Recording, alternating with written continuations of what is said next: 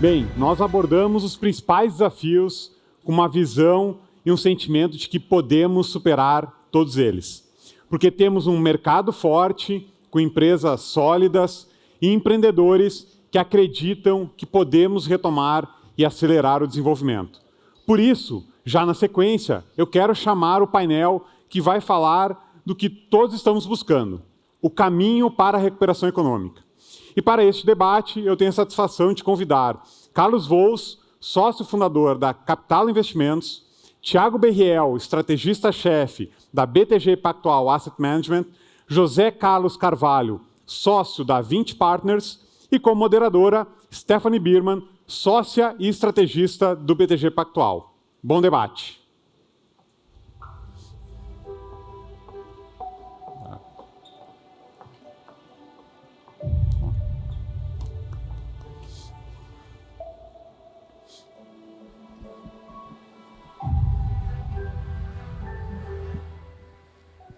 Boa tarde a todos.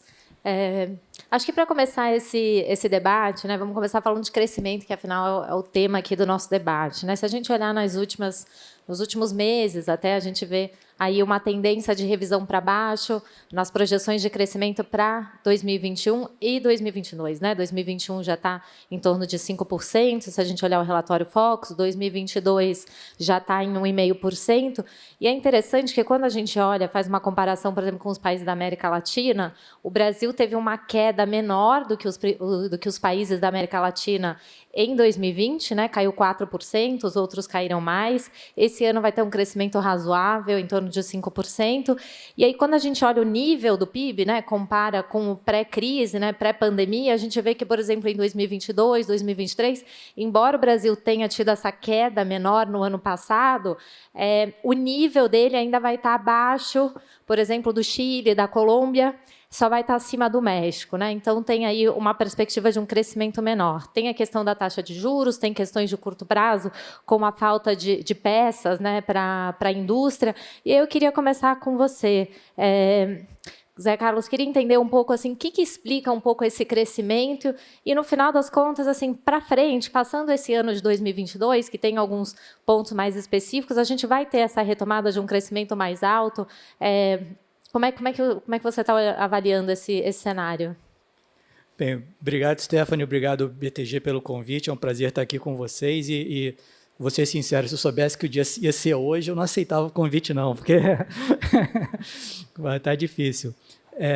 Mas vamos lá, falar um pouquinho de crescimento, né? Obviamente tem muito a ver com taxa de juros, que a gente vai falar daqui a pouco, e aí hoje está se movimentando bastante, né? Perspectiva, todo o problema fiscal que a gente está vendo hoje, que a gente vai falar, é que você vai terminar com uma taxa de juros mais elevada do que a gente imaginava até algumas semanas atrás, e, obviamente, isso impacta diretamente o crescimento, né?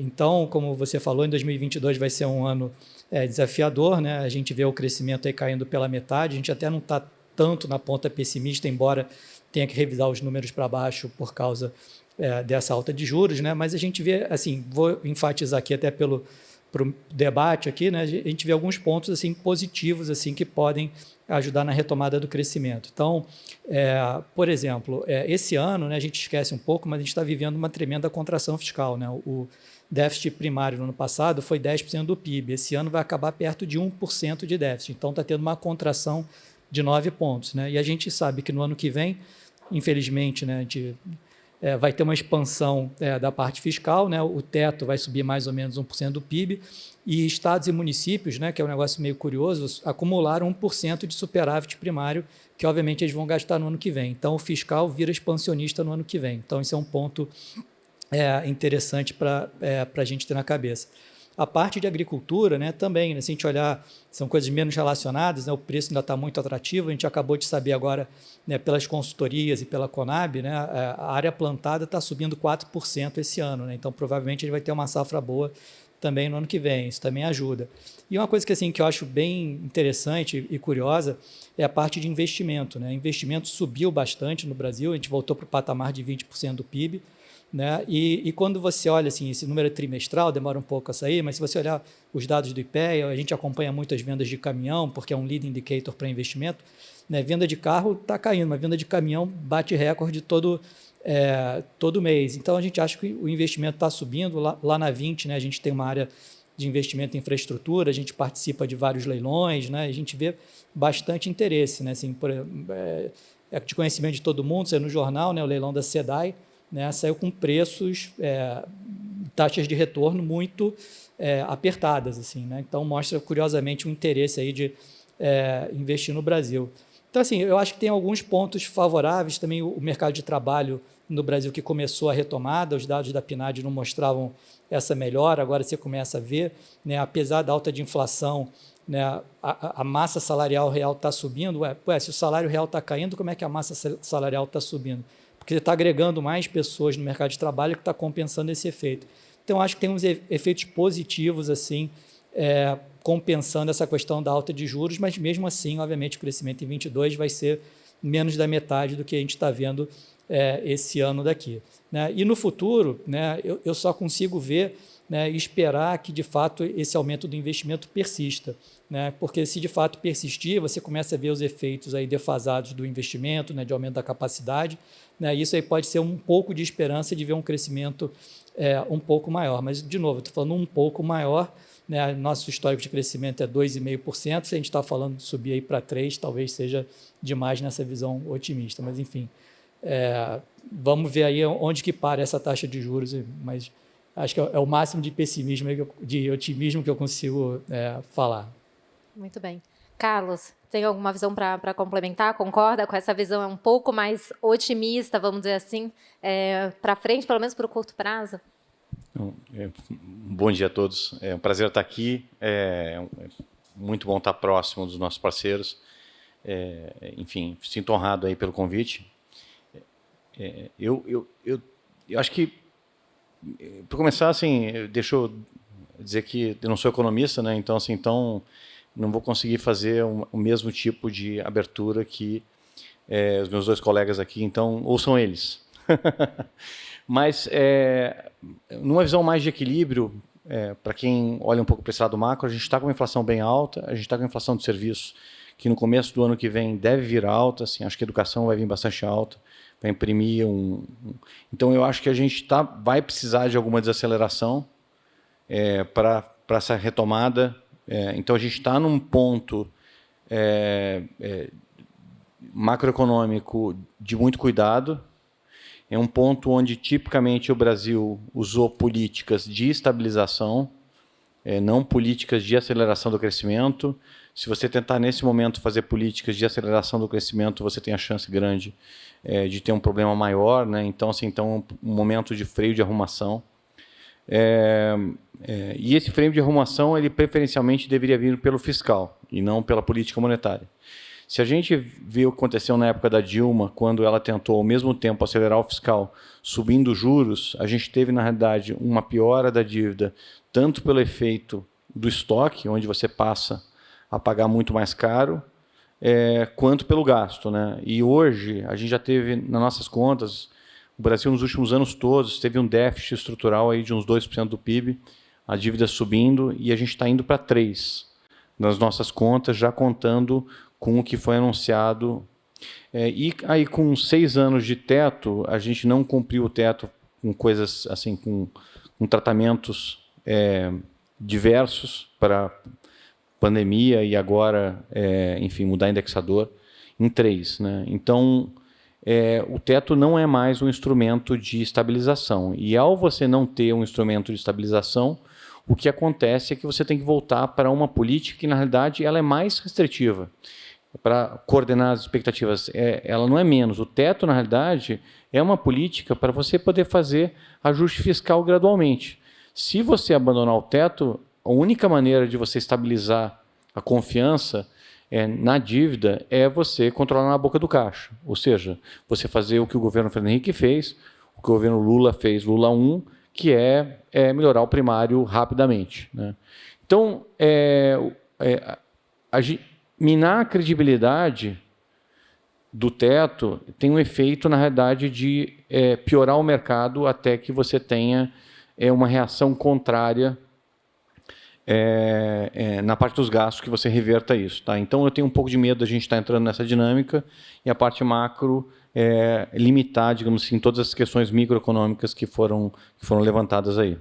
O caminho, obviamente, para o crescimento, né, que é a pergunta, né, que é o tema, é você, infelizmente, tratar de maneira crível da trajetória da dívida, né?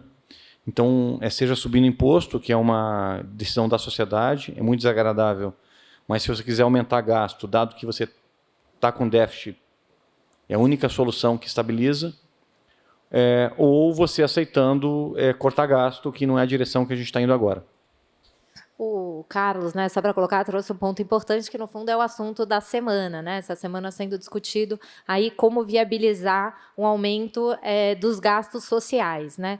E aí essa questão de que, realmente, se a gente olhar o teto de gastos, tem o risco, realmente, de a gente ter um gasto no ano que vem superior, né, ao que é permitido no teto, tem algumas discussões de como viabilizar isso, mas a grande questão é que, se a gente olhar, a discussão, obviamente, não finalizou, provavelmente não finaliza hoje, mas a questão é que a Bolsa caiu, o dólar ficou mais forte, o real desvalorizado, a curva de juros apresentou uma alta importante, e aí o ponto que eu acho que fica é o seguinte, bom, essa é a pior, né, a pior que a gente observou até hoje, é isso que significa, vamos dizer assim, alguma flexibilização do teto, algum gasto a mais no teto, ou não? A gente pode estar falando de alguma questão um pouco mais estrutural, de, eventualmente, a curva de juros ter um prêmio mais persistente, algo que a gente ainda não viu, ou seja, que ainda vai para o preço. Tiago, quer comentar um pouco sobre isso? Depois volto para o Carlos. Tá bom. Eu posso comentar? Eu vou voltar um pouquinho no crescimento.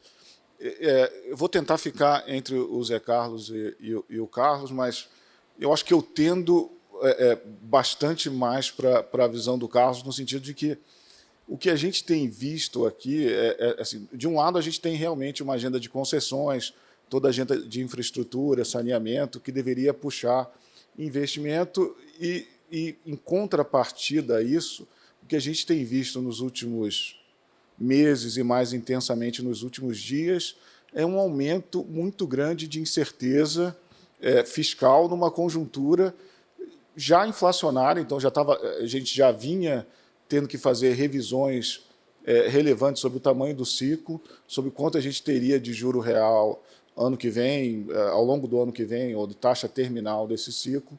O que a gente vai ver em resposta a essa desorganização fiscal, mesmo com estímulo adicional, é a necessidade de uma resposta maior de política monetária, que vai acabar levando a revisões para baixo de atividade. Eu acho que, no final, o que a gente está vendo aqui nessas últimas semanas é contratando dificuldades para o crescimento do ano que vem, e eu acho que dificuldades para o crescimento de médio prazo no Brasil.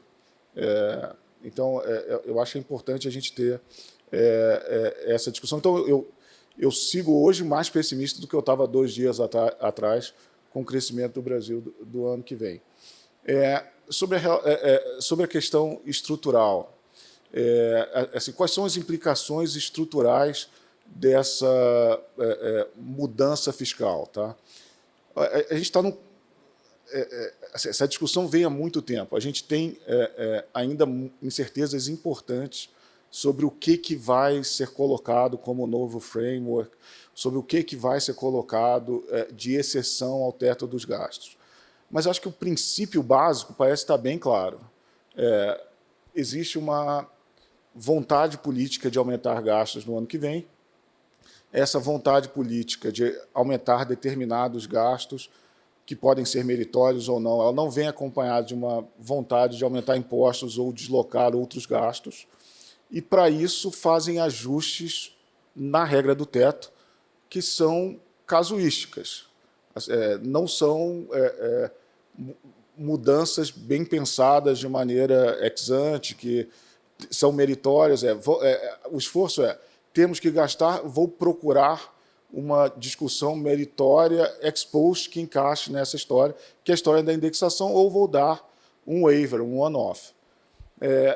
Essa história é uma história de quem está disposto a furar sistematicamente o teto. Então, a manutenção do teto para os anos subsequentes, nessa nova roupagem, perde muito a credibilidade. Eu diria mais do que o teto, nessa roupagem, perde credibilidade. Eu diria que, qualquer ajuste backloaded no futuro, qualquer coisa, qualquer promessa, qualquer nova mudança constitucional que faça o ajuste lá na frente e não no presente, perde credibilidade.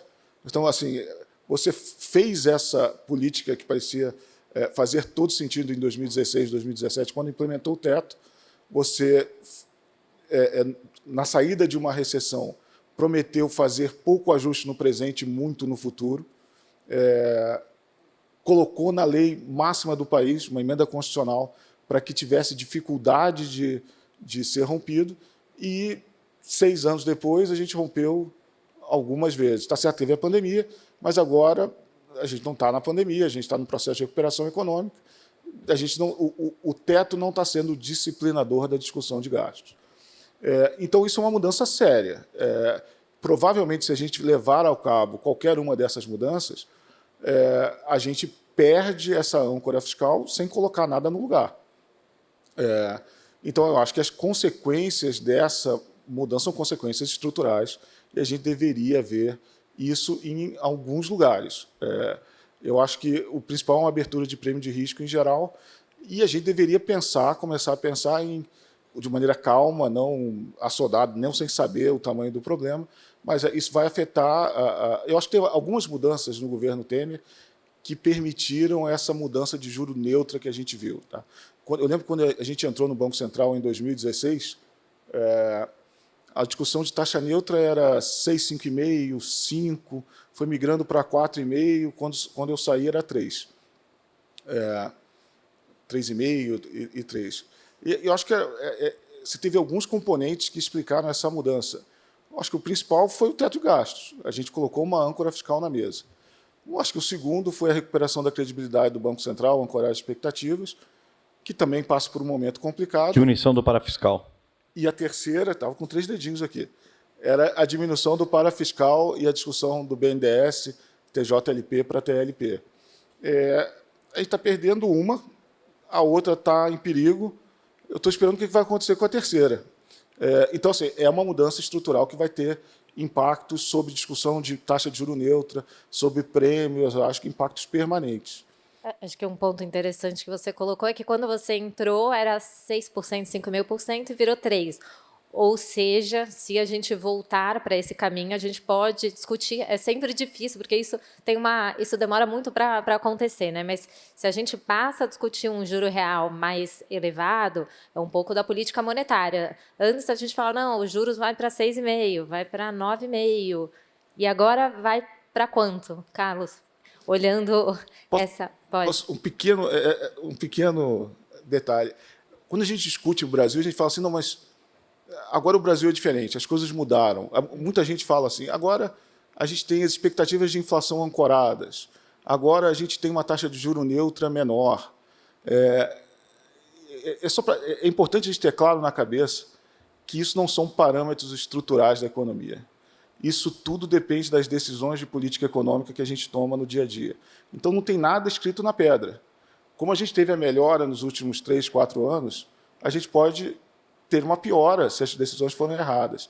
Então, a gente não pode contar com essas mudanças que a gente viu nos últimos... Não pode take for granted que isso vai continuar onde está. Desculpa, Carlos. Vai lá, segue você. Para onde vai os juros? Vamos falar assim... a gente tem uma eleição pela frente que a gente não sabe nem o que os candidatos significam, muito menos quem vai ganhar, né? Então, a gente tem uma incerteza muito grande sobre as possíveis políticas. No último governo, que é o governo Bolsonaro, a gente tinha uma expectativa no começo do governo de um conjunto de políticas que não foi exatamente o que foi implementado, e a gente fica pensando se para frente o que seria esse conjunto de políticas do governo Bolsonaro. E nos principais candidatos, eu acho que principalmente o Lula, ele tem também um gama de políticas muito grande que foram construídas ao longo dos governos do PT e a gente não sabe exatamente o que vão ser. Então, eu vou deixar de lado quais são as políticas novas do próximo governo, porque a gente não sabe quem vai ganhar e a gente também não sabe quais vão... É muito cedo para saber o que vai ser implementado. E vou pensar assim, suponha que tudo fica mais ou menos como está. Daí, nesse caso, eu acho que o mercado... eu sou um pouco pessimista com a inflação do começo do ano que vem, então eu acho que assim, é muito provável que esse ciclo de alta ele seja um pouco mais estendido. Assim, eu acho que a precificação agora, que está chegando a 10,5, 11, é uma precificação justa. Tá? Então, isso no segundo semestre do ano que vem. Tem algum prêmio de risco aí por não saber exatamente qual é a nova eleição, o novo presidente. Eu acho uma precificação bem justa, não vou discordar muito dessa precificação. O que eu acho que a gente tem que tomar um pouco de cuidado é o seguinte, a gente trabalhava com um déficit estrutural perto de 2.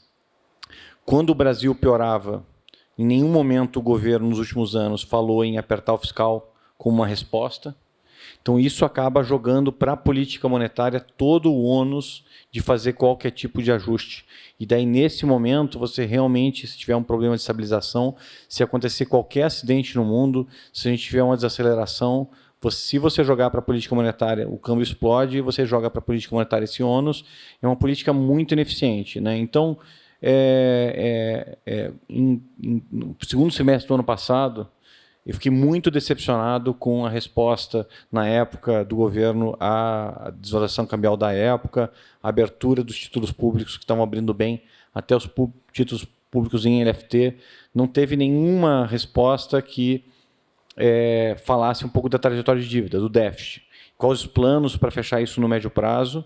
A gente está abrindo isso, está piorando o custo de carrega, ou seja, o equilíbrio está ficando pior. Né? E o que o Thiago falou, assim, se você tirar o teto, assim, o que acontece é que você vai trocar, o governo não vai ganhar mais espaço, né? O governo vai perder espaço porque a política que sobra é você controlar na boca do caixa, é você aumentar o imposto rapidamente, são todas políticas anticrescimento.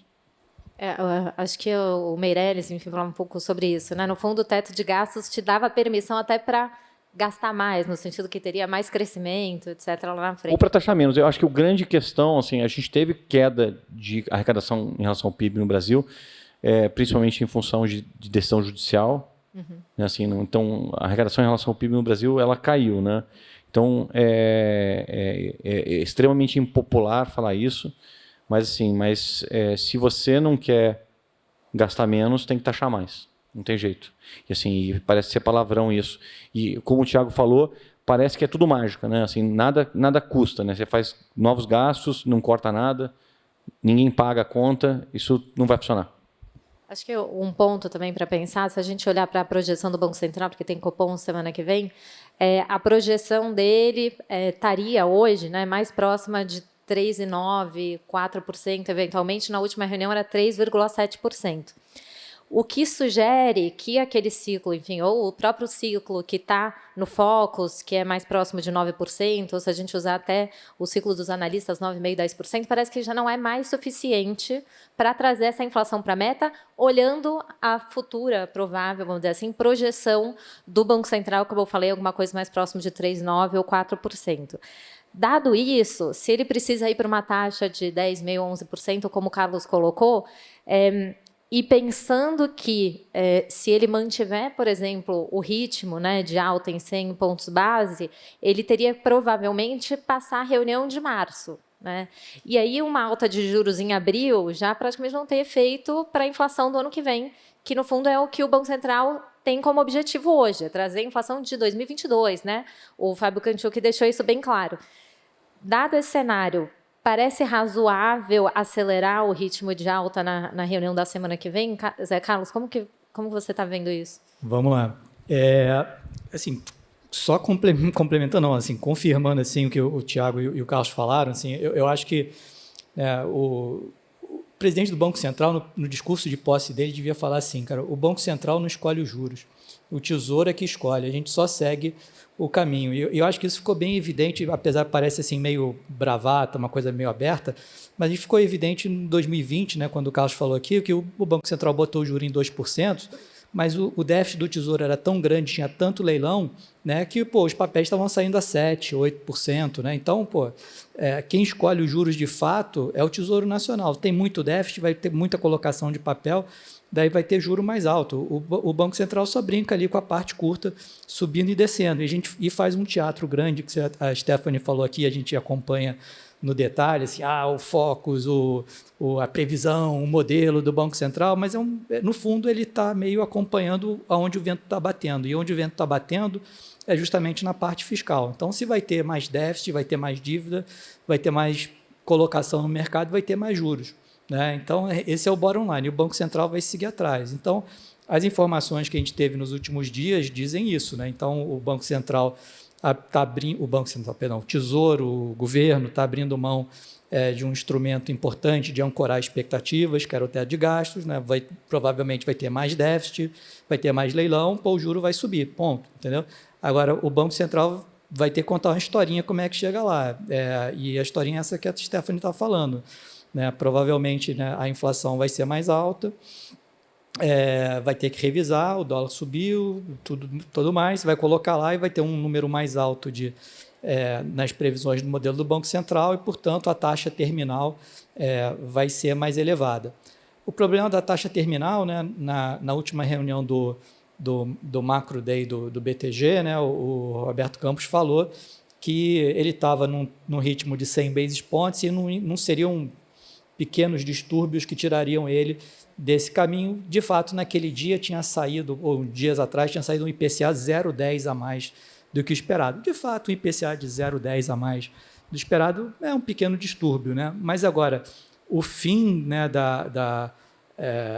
do teto de gastos, né, assim, o desmonte do teto de gastos não é um pequeno distúrbio, é um grande terremoto, né? Então, eu acho que isso qualifica como uma coisa para mudar o ritmo de aceleração, né? E se de fato eles estão comprometidos com 2022, né, para você ter esse efeito mais cedo, né, faria sentido você acelerar na próxima reunião, né? Não teve nenhuma comunicação nesse sentido, né? Pode ter ainda, né? Pode não ter também, pode fazer, né? E se tivesse, eu acho que, dado as características, né, dado, né, a cautela da política monetária, eu imaginaria que seria para o próximo passo, né? 125, não 150, não seria nada tão desesperado assim, né? Então, imagino que seria o mais provável. Mas que o juro final subiu, né? É só o Banco Central correr atrás agora. Perfeito.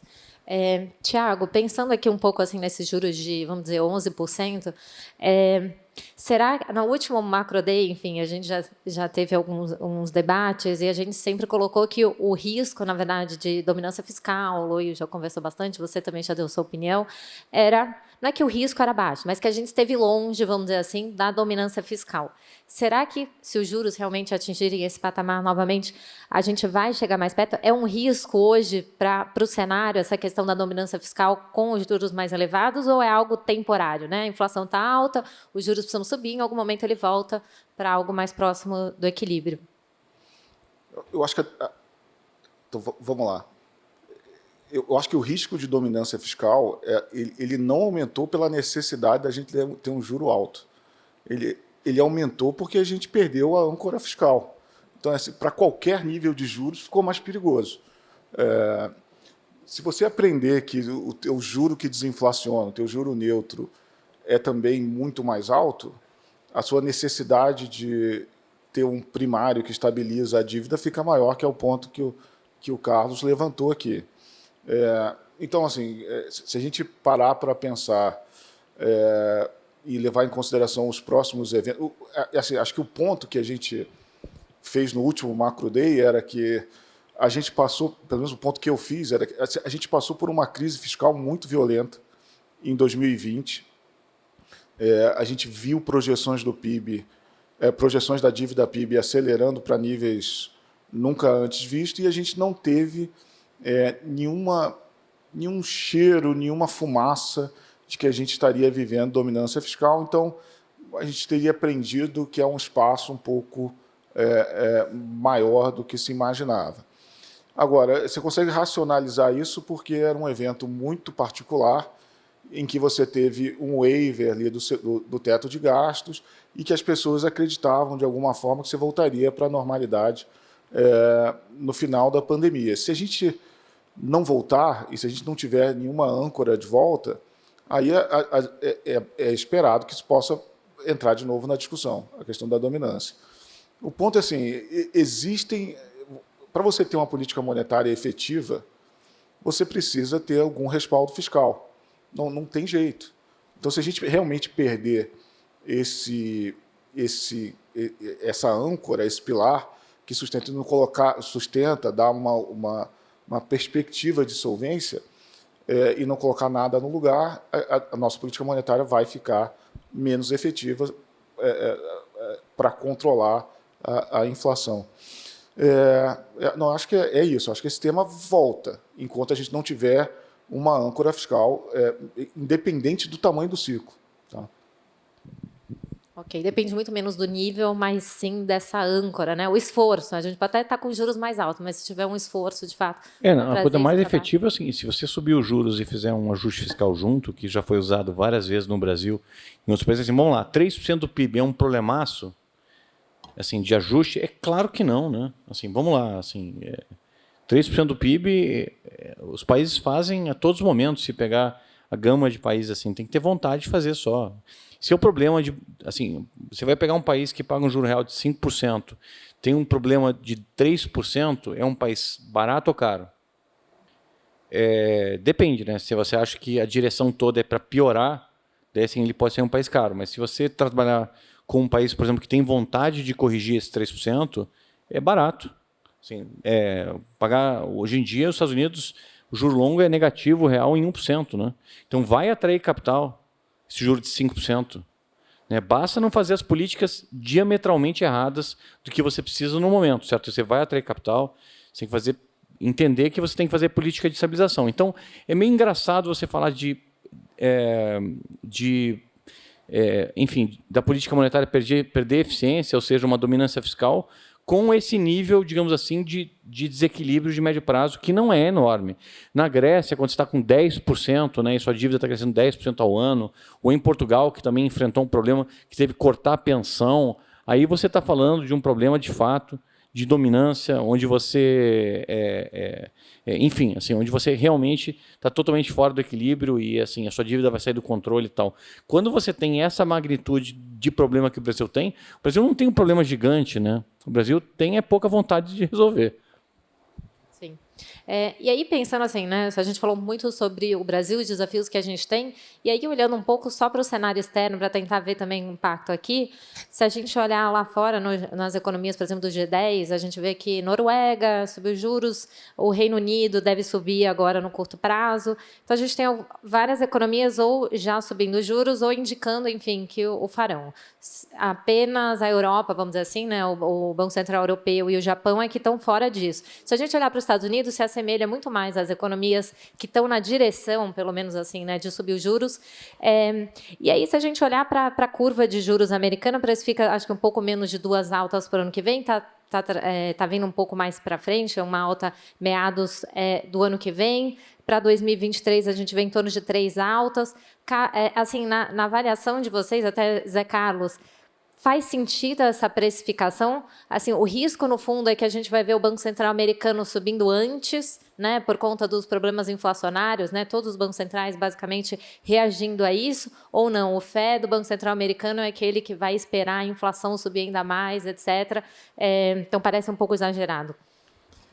Não, Stephanie, eu acho que faz todo sentido ver essa antecipação de alta de juros nos Estados Unidos. Né? Eu acho que tem dois problemas. Né? O primeiro deles é que todos os números que a gente está vendo de taxa de juros, eu acho que eles estão um pouco distorcidos pelo problema do debt ceiling, que a gente está vendo aí no jornal toda hora. Né? O que está acontecendo é que no ano passado o Tesouro americano acumulou um caixa de 1,8 tri, quase 10% do PIB americano, né? Porque o juro estava muito baixo e eles podiam acumular caixa. E esse ano tem um déficit fiscal muito grande nos Estados Unidos, mais de 10% do PIB, só que eles não estão fazendo leilões, né? Que nem aqui no Brasil, que eu falei de 2% de Selic e o juro estava 8%, porque tinha muito leilão, né? Como agora eles estão proibidos de emitir dívida nova, só pode rolar dívida antiga, todo esse déficit de 10% do PIB está sendo usando o caixa do Tesouro americano. E o caixa do Tesouro americano fica dentro do FED. Então, quando ele usa o caixa, é dinheiro que estava dentro do FED e sai para circulação na economia.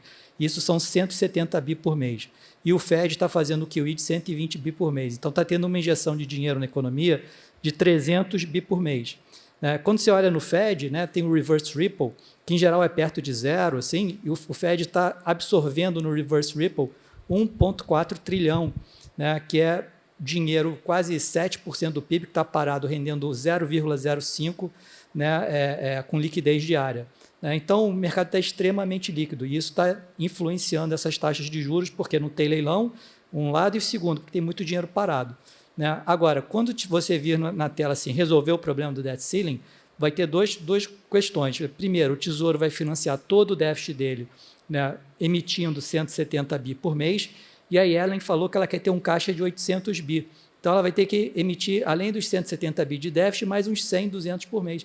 Então, vai ter uma agenda de leilões gigantesca que vai pressionar o juro longo para cima. Então, eu acho que isso aí vai colocar mais pressão ainda no mercado, né? E isso vem junto com a alta da inflação, porque lá nos Estados Unidos, né, o core inflation tem um componente muito importante, que é o Owner's Equivalent Rent, que é o aluguel, basicamente, mas como muita gente é proprietária da casa, eles se perguntam o seguinte: qual seria o aluguel que esse cara que é o proprietário da casa pagaria se ele estivesse alugando a casa dele?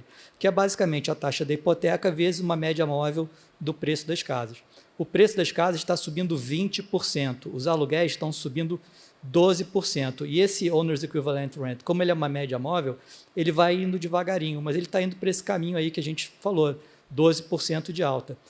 Então, isso aí é uma parte grande do core, ela demora a aparecer, né? Já começou a subir, né? Os últimos 3 meses anualizados já é 4%, mas esse negócio vai subir uma ladeira grande. Então, no final do primeiro TRI, início do segundo TRI do ano que vem, a gente vai estar vendo um core inflation bastante elevado nos Estados Unidos, e eu acho que isso vai antecipar cada vez mais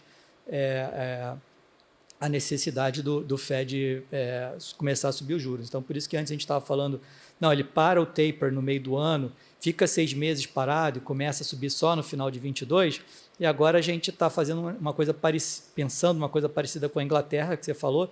A Inglaterra vai acabar o taper e vai começar logo em seguida a alta de juros, e é isso que está sendo pensado para os Estados Unidos. Vai acabar o taper em junho, logo depois começa a subir a taxa de juros. Então, eu acho que é tudo ladeira acima nesse... Ótimo. E, Carlos, adicionando nessa questão dos juros, ver se você concorda, então tem uma pressão também vindo lá de fora para o Brasil, né? Sem contar os problemas que a gente comentou internos. Além disso, tem a questão das commodities, né? As commodities subindo, as commodities energéticas subindo bastante, carvão, gás natural, petróleo, enfim, o petróleo acaba sendo um pouco esse ajuste entre as outras commodities energéticas.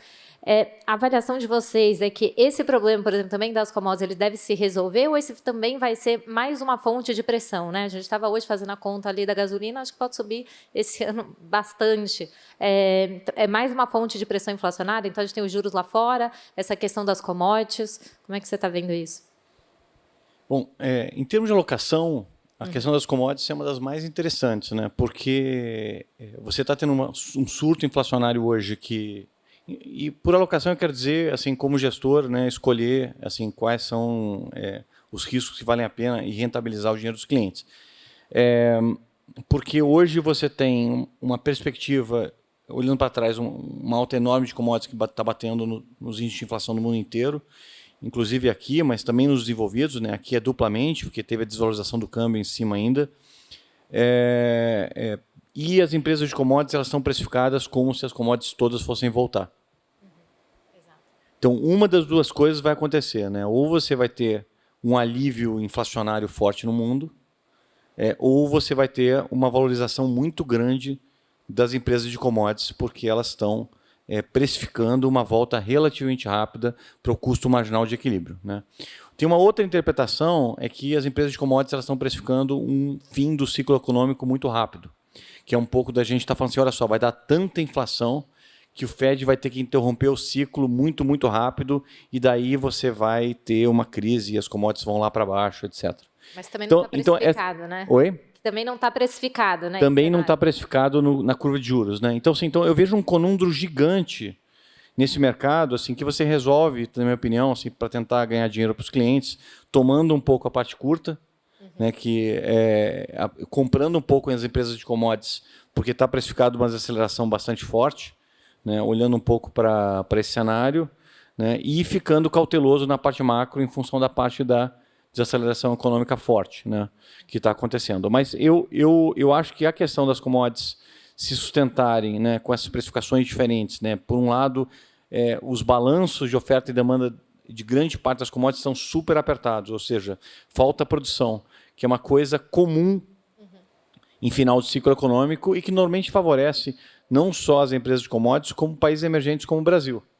Então, o normal seria a gente estar colhendo os frutos do final de ciclo econômico global, né, onde aperta de fato a capacidade de produção e o que a gente produz tem muito mais valor, o que a gente não está conseguindo aproveitar.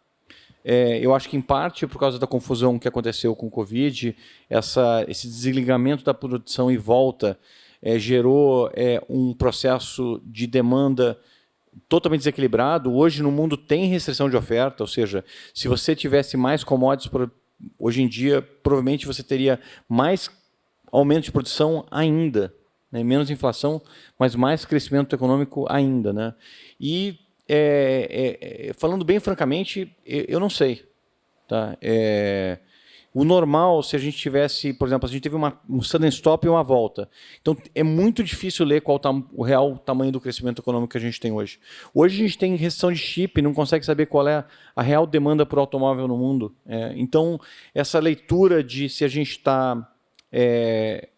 enfim, se a gente vai continuar com essa falta agora ou a gente vai ter uma desaceleração econômica que já está acontecendo, somado ao aumento da inflação, levando os bancos centrais a desacelerar, você vai entrar num ritmo de desaceleração, eu não sei. O meu guess, assim, o meu cenário central, eu acho que tem muita dúvida, é que gradualmente a gente vai ter uma normalização de oferta, uma desaceleração uma desaceleração agora, em parte provocada por China, uma renormalização de oferta que vai fazer com que a produção de algumas partes da cadeia vão pegar uma parte dessa demanda, e eu acho que a gente vai continuar crescendo uns 2, 3 anos, que seria extremamente positivo para os mercados. Alguma queda de commodities, porque você teria, de fato, assim, no final, essa desaceleração, um pouquinho menos de demanda, mas não um colapso para o preço marginal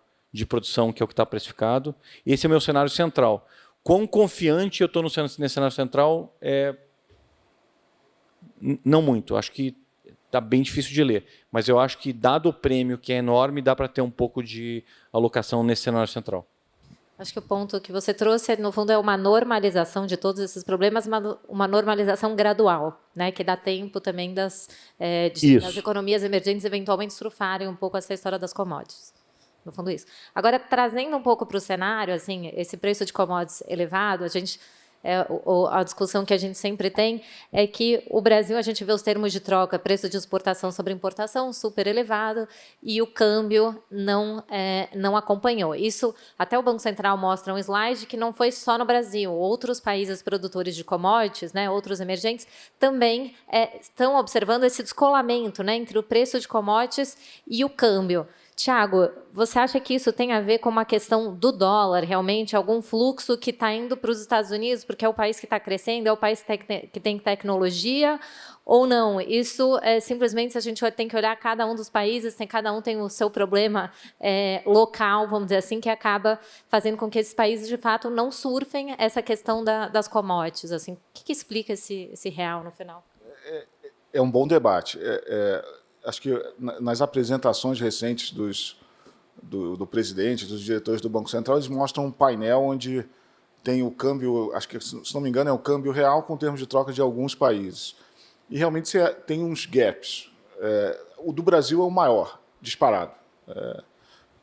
Eu não sei se você... a gente acompanha aqui de vários países, o Brasil tem um descolamento do que deveria ser o câmbio. Se o único fundamento que regesse o câmbio fosse termos de troca, gigantesco. Quando você olha um painel um pouco maior de países do que aquele que o Banco Central mostrou, eu acho que é um fenômeno que está lá, mas é menos forte do que aquela sample indica. Tá? A gente tem ali Chile, por exemplo, que é um país que tem uma deterioração macroeconômica recente gigantesca. Começou de um starting point muito bom, mas a gente está vendo aquilo ali deteriorar com toda a discussão de nova Constituição, com a destruição praticamente quase que total do sistema de previdência que eles construíram. Então, você tem uma história ali macroeconômica muito ruim. Então, no Brasil tem alguma coisa além dessa história internacional causando esse gap. Tá? A maneira que... Então, só para resumir essa primeira parte, existe uma história internacional de crescimento de empresas de tecnologia nos Estados Unidos, que vai atrair capitais que normalmente poderiam se aproveitar de taxas de retorno mais altas em economias emergentes, que não está fazendo esse trabalho, porque comprar S&P ou comprar essas tech companies é o melhor negócio do mundo, só sobe. Tem alguma coisa, acho que eu acredito nesse canal. Eu só não acho que ele é o canal mais importante para explicar a história recente do câmbio no Brasil. Como é que qual a explicação que a gente tem para isso? Olha, esse descolamento no Brasil no ano passado eu acho que fazia todo sentido. Todo sentido. Você teve o choque da pandemia, uma incerteza enorme sobre as nossas perspectivas de crescimento, sobre o nosso investimento. O fiscal fez uma expansão gigantesca, a gente tirou ali a nossa âncora fiscal, momentaneamente existia uma incerteza sobre se voltaria ou não, e ao mesmo tempo você fez uma expansão de política monetária também sem precedentes. Então, todas e o nosso termo de troca também estavam mal. Inicialmente, então, assim, existia uma incerteza sobre as nossas contas externas. Conforme o tempo foi passando, a gente viu uma melhora nesses termos de troca, a gente viu uma revisão sobre o que aconteceria com política monetária, a gente teve uma diminuição da incerteza sobre a nossa recuperação, a gente recuperou esse ano, e aí aquele desvio ficou tão grande, parecia não fazer muito sentido. Como é que você explicava, como é que eu explicava isso? Olha, faz pouco sentido, a gente tem uma série de riscos institucionais, políticos, fiscais, que impedem com que a gente se beneficie de toda essa melhora. O próprio fiscal melhorou muito, em termos de projeção, a inflação, o juro real, exposure na dívida pública caiu muito, o nosso PIB nominal subiu, porque em termos de troca em reais, commodities em real subiu muito, então você diminui as nossas métricas de solvência. Era uma oportunidade, a gente tinha uma oportunidade para colher ali, de fazer a política certa, e esse gap ia fechar, porque todos os fundamentos estavam caminhando nesse sentido. O ponto é que assim, as discussões que a gente tem visto recentemente mostram que realmente tem riscos aí, que são grandes, e talvez justifiquem parte desse desvio. Acho que o desenrolar desses riscos fiscais, institucionais, políticos, vão ser fundamentais para a gente ter o catch-up do nosso campo para o fundamento dele puramente econômico. Eu digo puramente porque tem uma coisa econômica que é essa incerteza toda, fiscal, institucional, que a gente está vendo. Ok. O câmbio está barato? Não entendi. No... Não, esse é um jeito bem complicado de dizer que eu achava que estava muito barato e que agora eu não tenho certeza. Não, tá bom, agora ficou claro. Zé Carlos. Posso fazer um comentário rápido? Assim, acho que uma coisa que une bastante isso que a gente está discutindo aqui é essa questão que a Covid ela meio que sincronizou os ciclos no mundo inteiro, né? Então, jogou todo mundo ao mesmo tempo numa recessão e agora está todo mundo saindo junto numa recessão. Então, o que a gente está vendo? Nos Estados Unidos, o crescimento esse ano vai ser 6%, no ano que vem 4%. 4% ainda é muito para os Estados Unidos. Os Estados Unidos cresce 2%. A Europa vai crescer 5% esse ano, 5% no ano que vem. Estados Unidos é um quarto do mundo, a Europa é um quarto do mundo, China desacelerou, mas está crescendo 5%. É também do tamanho dos Estados Unidos e Europa, né? E o resto do mundo, o último um quarto, também está crescendo bastante. Então, eu acho que tudo isso que a gente está vendo de escassez de commodities, nunca aconteceu isso do mundo inteiro sair crescendo rápido, bastante ao mesmo tempo, né? A China crescia muito, mas os Estados Unidos crescia 2%, a Europa não saía do 1%, né? E agora não, está todo mundo crescendo 5%, né? Em torno de 5%. Então, isso explica bastante. E explica também a questão da oportunidade de capital, né? Por que eu vou me lembrar do Brasil mesmo para investir? Porque, aqui no meu quintal está crescendo 5%, está cheio de oportunidade aqui, né? Você vê a demanda de capital goods nos Estados Unidos, por exemplo, né? New Orders de capital goods, que é um lead indicator para para o que vai ter de investimento, está subindo, rompeu os níveis históricos, nunca teve tão alto. Então, tem oportunidade no mundo inteiro. E acho que daí, no caso, assim, por que eu vou mesmo me aborrecer lá, né, com aquelas especificidades lá dos mercados emergentes, né? Então, acho que isso é um fator. Esse crescimento global explica tanto a alta de commodities, a pressão na inflação, né, e também o fluxo de que não vem, porque você tem outras oportunidades, ou até mesmo a gente daqui começa a achar interessante investir fora, né, porque tem oportunidades menos arriscadas do que a gente está vendo aqui dentro. É interessante, assim, né? No fundo tinha todo mundo uma perspectiva de que o real poderia apreciar, mas agora a gente está, no fundo, achando alguns fatores, enfim, que explicam eventualmente esse nível novo do real. Bom, eu queria agradecer muito a presença de vocês, Carlos, Thiago, a presença de todos e boa tarde.